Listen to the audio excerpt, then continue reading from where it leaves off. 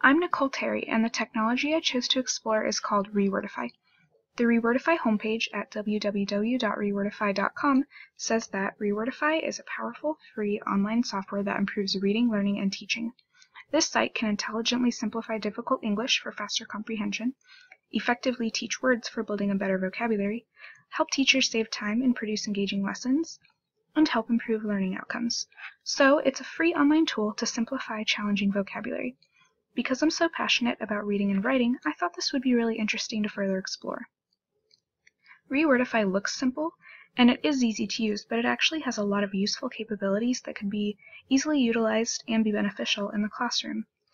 The best way to learn about all the ways it can be used is to go through the demo, which is what I'm going to show you. I would recommend going through the demo yourself as well, even if you watch me go through it, just because I think actually experiencing it would be helpful in learning how to use it. So here, they just copied and pasted a paragraph with lots of words that may be difficult for children, or even adults, to understand, such as discreetly, nefarious, and suffice. Alright, so this is basically saying that dictionaries can be frustrating because often you'll see multiple definitions for one word. But here's a side note. I think it is important for children to learn to use dictionaries. However, Rewordify is nice because it inserts simpler definitions or synonyms for many words at once. It's really pretty efficient. A lot of times, dictionaries will lead you to look up root words, and that can help, but it can also turn out to be harder to decode the word in context. I like the point that this makes. When a book or passage has lots of hard words, students can easily become frustrated and not want to read it. No one wants to individually look up 150 hard words. After you put the text in the box, simply click on the Rewordify button. The yellow highlighting shows you where it made changes to make the text easier to understand, and you can clearly see it changed a lot of words. Also, it tries to change the words in context, so it all makes sense when read together. If you click on the yellow highlighted words, it tells you the word that was replaced, and you can even hear it spoken. If you click on words that aren't highlighted, it will show a dictionary definition of that word. It can also be helpful to change the settings. In settings, you can change the display mode, the rewordifying level, and the highlighting mode. The level will just change the number of words that will be simplified. I really like the last two display modes.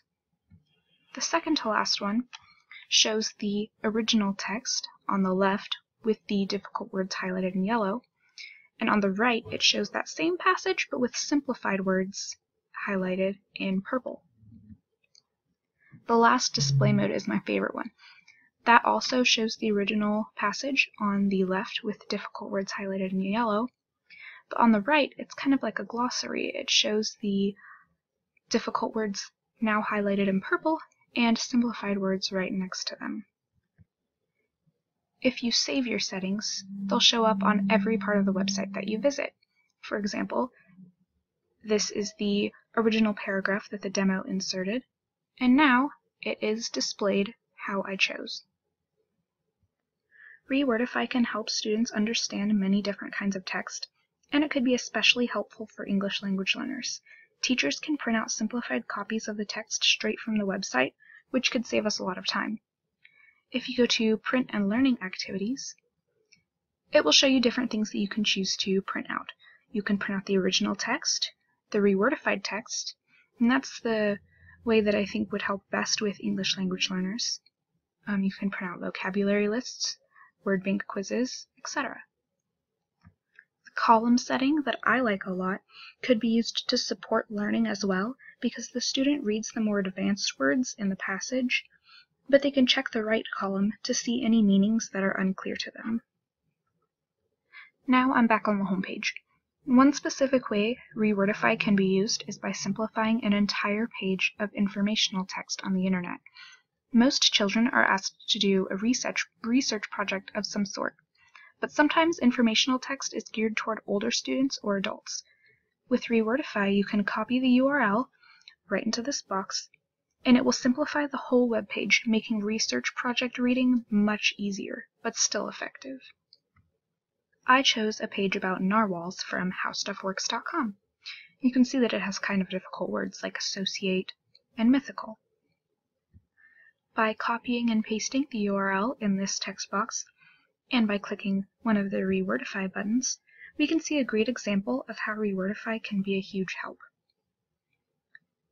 The changed words are in yellow, and if you click on them, it shows you the original words, so it changed associate to connect and mythical to imaginary. If you want to see all your students' progress in reading and learning vocabulary, you can create accounts for your students, which you can keep track of. When you do this, you can also create individualized word bank quizzes or other printouts using the words that they are learning. You create an account by clicking the Register button up here, and it's free. Lastly, one of my favorite things is the classic literature section. Up here, students can actually read classic literature on Rewordify, including Aesop's Fables, which is what we'll look at right now. So you can just click on the fable, and it will show it rewordified. And you can change your settings if you want it to be displayed differently, or if you want the level to change. By clicking Save and Close, your settings will be the same for every page you visit on this website. So here it has the difficult words or phrases in yellow, and on the right it has them in purple with the simplified words next to them. Overall, I would give Rewordify an 8 out of 10 for usefulness in the classroom, especially with ELLs. My only complaint is that it's not always 100% accurate in context, but for the most part it's excellent. I'd give it a 9 out of 10 for user-friendliness. It's quite easy to use, and I think students wouldn't have a problem with it. And finally, I'd give it a 6 out of 10 for impact on learning. It has a lot of potential, but be careful not to let your students use it as a shortcut. I hope this video was helpful, but I would advise you to check it out yourself as well. It's easy, useful, and free, even teacher accounts. Thanks for watching.